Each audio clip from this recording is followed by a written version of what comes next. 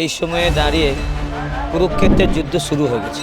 উগ্রপন্থী বলছেন, উগ্রপন্থী আমি ছোটদায় দেখেছি, কিন্তু কোনো উগ্রপন্থী দেখেনি বলতে যে কে হিন্দু আর কে মুসলমান। কাশ্মীরের হিন্দুদেরকে প্যান্ট খুলে দেখতে হয়েছে, যেটা আমাদের আদেও হিন্দু কিনা না মুসলিম। পুরীর মন্দিরে ঢুকতে পারেননি, সেই ইন্দিরা গান্ধীকে ঢুকতে উনি তো ব্রাহ্মণ পরিবারের না, ওনাকে ঢুকতে দেননি। উনি ধর্মে সনাতন ধর্মের কালচারে থাকতে হবে। ব্রাহ্মণ বলে কি ব্রহ্ম সংস্কার হতে হবে, তাকে ব্রাহ্মণ বলে। দেখো, জন্ম থেকে আমি সনাতনী, জন্মের পর হয় মুসলমানি। না, জেদটা বড় জিনিস, ওরা জেদাই শেষ করবে আর জেদাই মৃত্যুর কারণ। আমাদের বলছে রাজা যদি ধার্মিক না হয়, রাজত্ব ঠিক থাকে না। মানে লেখা রয়েছে শুনে শুনে মুখস্থ করতে হয়, কিন্তু মমতা বন্দ্যোপাধ্যায় কালকে বললেন যে মুখে উচ্চারণ করে বা মুখে প্রচার করে ধর্ম হয় না।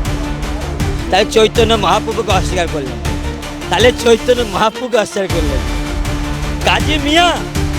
কাজী মিয়াকে উদ্ধার করে কাজী মিয়াপুরকে মায়াপুরকে ছেড়েছেন চৈতন্য মহাপ্রভু। কে দিল? আহত হয়েছে। অনেক আহত হয়েছেন। তাহলে এটার প্রমাণ, এটা জগন্নাথ প্রমাণ দিলেন যে তোমার হাতে পুজো চাই না। কিছুদিন আগে দেখলাম কাশ্মীরে সেখানে হিন্দুদেরকে বেছে বেছে নিধন করা হয়েছে। তার আগে আমরা মালদা মুর্শিদাবাদের ঘটনাও আমরা দেখলাম। হিন্দু সনাতনী মঞ্চের আপনারা যে ধর্ম গুরু রয়েছেন, তাদের তরফ থেকে সনাতনী যে সমাজ রয়েছে তার প্রতি কি বার্তা দিতে চাইছেন এই সময় দাঁড়িয়ে? এই সময়ে দাঁড়িয়ে কুরুক্ষেত্রের যুদ্ধ শুরু হয়ে গেছে। একটা শান্তির দূতেরা শান্তিভাবে তাদের ধর্মকে চেনার জন্যে তাদেরকে কাশ্মীরের হিন্দুদেরকে প্যান্ট খুলে দেখতে হয়েছে, যেটা আমাদের আদেও হিন্দু কিনা না মুসলিম। তো আজকের দিনে আমরা সমস্ত সাধু এবং মঠ, মিশন, ইস্কন, ভারত সেবাশ্রম সমস্ত আমরা এক জায়গা হয়েছি এবং আজকে আমরা দেখছি, আমরা আতঙ্কিত বাংলায়, ভীষণ আতঙ্কিত যে আমরা দেখছি মুর্শিদাবাদ ডিস্ট্রিক্টে এক সদ্যজাতা মা তার পেটে সিজারের সেলাই নিয়ে কোলে করে এই স্বাধীন ভারতবর্ষে, স্বাধীন বাংলায় এরকম ঘটনা আমি দেখিনি। 2011 পর থেকে কি বেড়েছে এই ঘটনা? উগ্রপন্থী বলছেন, উগ্রপন্থী আমি ছোটদায় দেখেছি, কিন্তু কোনো উগ্রপন্থী দেখেনি বলতে যে কে হিন্দু আর কে মুসলমান। উগ্রপন্থী কোথাও যেন একটা হিন্দুকে শেষ করার একটা পরিকল্পনা চলছে, হিন্দুকে নিধনযজ্ঞ চলছে। আচ্ছা, আপনাদের যে এই সনাতনী সম্মেলন আজকে, সেখানে একটি বেশ কিছু রাজনৈতিক দলের যে নেতৃত্বরা রয়েছেন, শুভেন্দু অধিকারী তিনি আজকে উপস্থিত ছিলেন, কিন্তু সনাতনের হয়ে বার্তা দিয়েছেন, কোনো রকম রাজনৈতিক কথা বলেননি। কিন্তু আমরা অপরপক্ষে দেখেছি ফিরহাদ হাকিমকে, তিনি বলছেন যারা মুসলিম হয়ে জন্মাননি তারা দুর্ভাগা, কিংবা তিনি বলছেন যে এই রাজ্যে থাকতে হলে উর্দু শিখতে হবে, কিংবা তিনি বলছেন যে মিনি পাকিস্তান কলকাতাকে বানিয়ে দেবে। এই যে উক্তিগুলো আপনারা শোনেন, সনাতন ধর্মের যে গুরু, সেই গুরু হিসেবে কিভাবে নেন বিষয়গুলিকে? এগুলো বিভিন্ন লজ্জাজনক। দেখো, জন্ম থেকে আমি সনাতনী, জন্মের পর হয় মুসলমানি, সেটা মুসলমানরা জানে। জন্ম যখন হয় ভারত ভূমিতে, আজকে আমার প্রকৃতি বলবে এই ভূমি কার। আজকে গঙ্গা, যমুনা, আজকে হিমালয়, আজকে প্রত্যেকটা আমাদের বেদে যা বলেছে, আমাদের রামায়ণ যা ঘটনা আজ বাস্তবে তা প্রমাণ দিচ্ছে। এই যে যোগীজি, আমাদের আদরণীয়, আমাদের ভারতবর্ষের এখন হিন্দু সম্রাট, আমাদের মহাযোগী নরেন্দ্র দামোদর মোদীজি, উনি দ্বারকা নগরী দেখিয়ে দিলেন।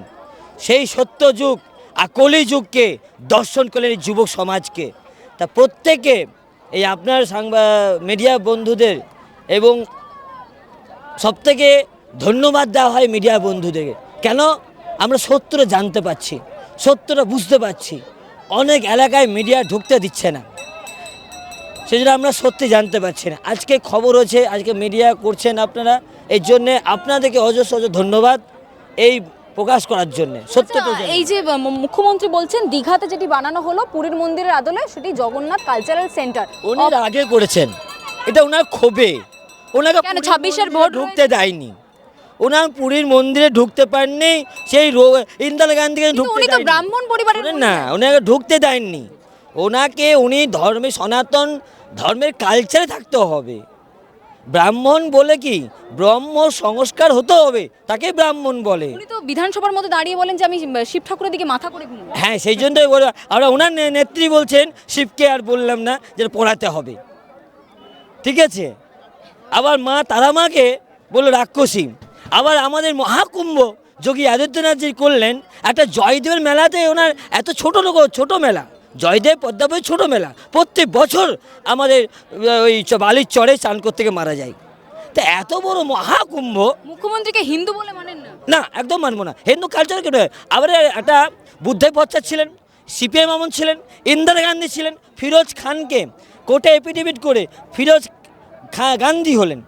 তো ফিরোজ ইন্দিরা গান্ধী আনন্দময়ী মায়ের দীক্ষা ছিলেন এবং একমুখে রুদ্রাক্ষ নিয়ে আনন্দময়ীর পায়ের চরণ নিয়ে উনি সেবা পুজো করে গেছেন, দেশও চালিয়েছিলেন। আমাদের বলছে রাজা যদি ধার্মিক না হয় রাজত্ব ঠিক থাকে না। তা রাজত্ব ঠিক থাকবে না মমতা ব্যানার্জির কোনো মিডিয়া দেখাতে পারবেন কোনো সাধু সন্তোষকে সম্মান দিয়েছে, কোনো সাধুকে ডেকেছে, কোনো মিডিয়াকে দেখাতে পারেন কোনো সাধু সম্মান করেছেন? উনি কোনো মন্দিরে গিয়ে পবিত্র পুজো করছেন, আর এটার জন্য জিদে করছেন। ইন্দিরা গান্ধী ঢুকতে দেননি, সেই জন্য উনি পুরী মন্দির কোথাও বানাননি, ঠিক আছে। কিন্তু ওনার জেদটা বড় জিনিস, ওনার জেদেই শেষ করবে, আর জেদের মৃত্যুর কারণ। 26-এ তো বিধানসভা রয়েছে। মেয়ের জিদে বেশছে, ছেলের জিদে বাচ্চা, এটা মাথায় রাখবেন। 26-এ তো বিধানসভা ভোট রয়েছে, কি মনে হচ্ছে আপনাদের? একটা তো পরিবর্তন হবেই, আর 25, 26, 27 দেখেছেন 27 পর্যন্ত কী হয়, পরিবর্তন তো হবেই। এখন যদি আমার সনাতনী মাথা যদি না জাগে আর লক্ষ্মী ভাণ্ডার যদি ভুলে যায়, আজকে দেখুন শিক্ষার অবস্থা কি, স্বাস্থ্যের অবস্থা কি। আজকে আমি আপনার মাধ্যমে আমি মমতা ব্যানার্জিকে বলতে চাই, গভর্নমেন্ট হসপিটালগুলো কি আছে? আজকে আমার প্রসবজাত মারা সারা রাত জেগে থাকে, প্রসব যন্ত্রণা পড়ার পরও সেখানে হিন্দুও যায়, মুসলিমও যায়, সবাই আদিবাসী মায়েরা যায়। হসপিটালে কোনো বেড নেই, হসপিটালে কোনো কাঠামো নেই, হসপিটালে ওটির কোনো ব্যবস্থা নেই, পরিকাঠামো শিক্ষা নেই। আবার শিক্ষা বলেন, শিক্ষা সব ভুয়ো চাকরি। আজকে শিক্ষার অবস্থা কি, একটা মাস্টারমশাইকে তাড়িয়ে দিয়ে একটা কুত্তাকে যায় যা তাড়িয়ে দিলে সেই করে আবার তাকে ডাকছে, এটা কি শিক্ষা? আগামী দিনে কি বৃহত্তর আন্দোলনে নামবে নিজেদের ধর্ম রক্ষা একদম, করার জন্য? আমরা ইঞ্চিতে বুঝে নেব আমাদের ধর্ম সনাতন, আমরা ইঞ্চিতে বুঝবো, আর বিনা যুদ্ধে আমরা। এই যে আপনি গেরুয়া বস্ত্র পরে রয়েছেন, এই গেরুয়া বস্ত্র দেখা গেল ওয়াকফ বিলের বিরোধিতায় নেমে বেশ কিছু মুসলিম সম্প্রদায় যারা রয়েছেন যুবকরা, তারা রীতিমতো বাস থেকে খুললে দিলেন, ওখানে পুলিশ উপস্থিত ছিলেন। এই বিষয়গুলো আমরা আবার লাগিয়েছি, তারপরে ভিডিও দেখবেন আমরা আবার মুসলিম কষ্ট হয় না যে গেরুয়া বস্ত্র গায়ে? আমরা বিরজা হোম করে নিজের পিণ্ড খেয়ে আমরা আজকে সাধু সন্ন্যাস হয়েছি, ঠিক আছে। আমরা কিসের জন্য আজকে বলুন তো, আমাদের সাধু সমাজ আজকে রাস্তায়, আমরা রাজপথে আমরা নেমে গেলাম কেন? আমাদের স্থান কোথায়, আমাদের জায়গা কোথায়, আমাদের আশ্রম মঠ, আমাদের কি দরকার? আমরা গীতা পাঠ করব, আমাদের ধর্মকে বিপর্যয় এসে আজকে অপোজিটটা ভাবুন তো, আজকে ভারতের আজকে ওয়াকিফ বিল, এটাই কোনো ওয়াকিফ বোর্ড যেখানে মুসলিম দেশ আছে, দুবাই, যেখানে আরব, সেখানে তো কোন ঝামেলা করছেন না। আচ্ছা, মহারাজ মোদিজি সম্মান করছে, মোদিজি সেখানে বলছে বাহ করছেন।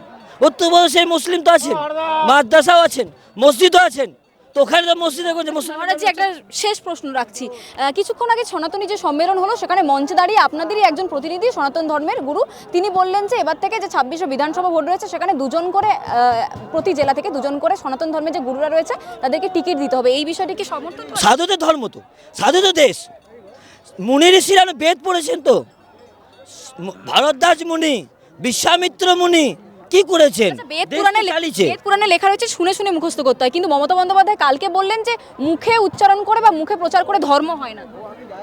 তাহলে চৈতন্য মহাপ্রভুকে অস্বীকার করলেন,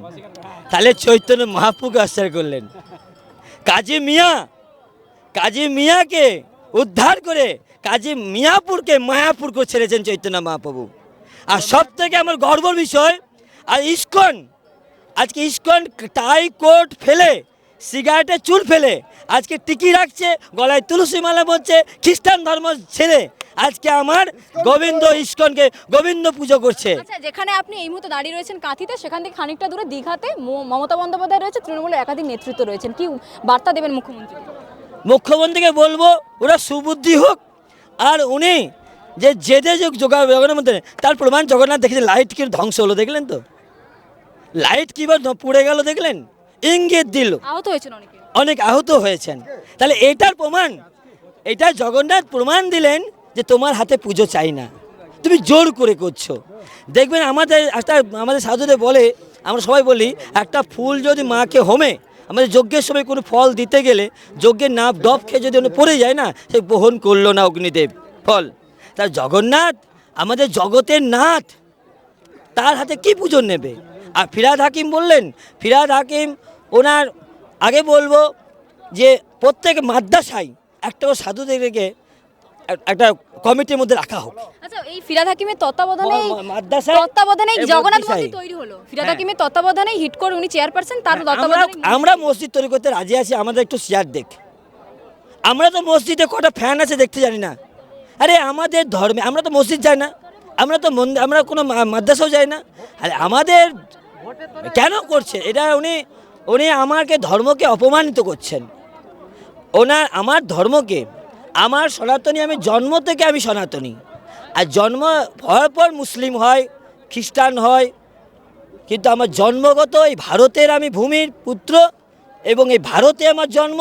এই ভারত রামচন্দ্রের ভূমি, এই ভারত হচ্ছে শ্রীকৃষ্ণের ভূমি, এই ভারত হচ্ছে বুদ্ধ ভূমি, গৌতম বুদ্ধ, এই ভারত ভূমি ঋষি মুনির তপর ভূমি। সেখানে আমরা প্রতিবাদ করব। আর আমরা অখণ্ড ভারত, আমাদের ভারত পৃথ্বীরাজ চৌহান আমাদের যে স্বপ্ন দেখেছেন, আমাদের ভূমিতে এসে আমাদের অতিথির মতন থাকুক, বা ঘরের মালিক যত যাবে না। বাংলা হান্টের আরও খবর দেখতে নজর রাখুন। বাংলা খবর মানেই বাংলা হান্ট।